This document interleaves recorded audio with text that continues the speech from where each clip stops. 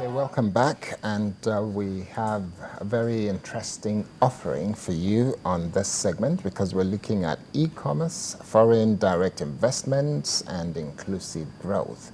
All of these are part of the issues that form the conversation we expected to have in Nigeria come May 2014, when the World Economic Forum will bring all of Africa and rest of the world to Abuja for this conversation about World Economic Forum Africa. Now, to join us in the conversation on e-commerce, foreign direct investment, inclusive growth, most likely even job creation in that sector, and the rest of the economy. This morning we've got, I'll start from my left-hand side, friend of the house who's been, three CEOs. I've just sent out a tweet to say this is going to be a very fantastic conversation because the three CEOs are of the leading brand in e-commerce, not just in Nigeria, across Africa. And the rest of the world, because these are very important. So I'll start from my left. I'll start with Sim Shagaya, who is the CEO of Konga. Good morning and welcome, Sim. Great to have you again. Yeah, my pleasure. And then on my right-hand side, just sitting next to me here is the CEO of Paga. And it's great to have you here, Tayo Oviosu. And just beside him is Doutte, who is the CEO of Jumia. Thank you for the invite. Okay. Now, let me start with you, Jeremy. You're the one I introduced last. Let me start with you. When we look at e-commerce in Nigeria and in Africa, the World Economic Forum will be looking at primarily inclusive growth and job creation. Mm-hmm.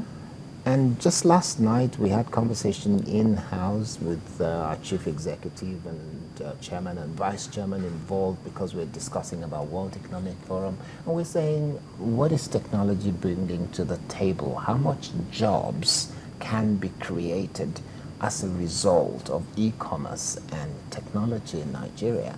Let's start with that. How many people are you employed, and how many people are you looking to employ, and how can this translate into development of a sector that has large number of people evolving as developers, designers, and web developers, and so on and so forth?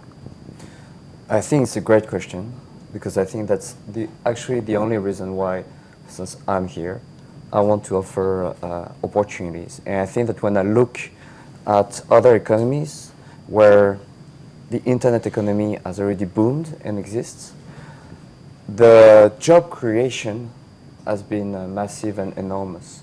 If we think about the Silicon Valley, and I know that your very honorable ministers went to the Silicon Valley to see the model and understand the model, we can see that the ecosystem has been massive. If you look, for instance, in the US at what has happened with PayPal, the crew who started PayPal at the beginning has been very successful, but then left PayPal to create other companies, such as LinkedIn, which everyone knows, or such as YouTube, which everyone knows, or other companies. So I think that what we're all doing at the moment is building an ecosystem. We are creating a pool of talent. A lot of people are going to leave Jumia, leave Konga, leave Paga to become entrepreneurs on themselves and grow the economy. So I think that the way we look at it is way beyond just how we build Jumia and how we can build it as big as possible, as fast as possible. We're really looking at how we're creating an ecosystem. If now just look at what is the impact of Jumia at the moment, I already see that some of my employees, former employees, have left to start their own businesses. I also see that I employ over 1,000 people at the moment, and that actually I'm creating and triggering job creations with my suppliers. We see that the marketplace model is coming to Nigeria as well, and we're turning every single Nigerian into entrepreneurs and company builders. So I think that the job creation potential, coupled with our ability to attract a lot of investments to Nigeria, is going to be massive. Okay, let me ask Tayo. Sorry to move quickly. I'm sorry, I'm going to ask Sim. I'll come back to you, Tayo. Let me ask Sim here. In terms of the potential for job creation, in terms of what we can do with internet, with IT, with e-commerce, what is the kind of numbers we can look at? Because we've got 170 million Nigerians and we've got about 60% running into over 100 million young people in the country. So what kind of opportunities lie there for them? No, absolutely. I think that's a great question. So in a direct sense, we are creating a lot of jobs. You know, when Konga started out this journey, we didn't have a lot of talent here, for example, to build the applications, to do the development. But over time, we've brought all of that back home. So if you look at it now, we have dozens of engineers sitting in our offices that are building applications, we're training, we're investing in them. And that's in a direct sense. So the company has grown quite large in that sense, in direct employment. But where it's even more exciting, and I think Jeremy alluded to this, is what we're doing next, which is creating a platform for any Nigerian to come and buy and sell.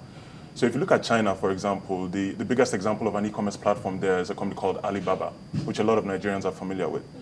And today, Alibaba represents about 5% of Chinese GDP.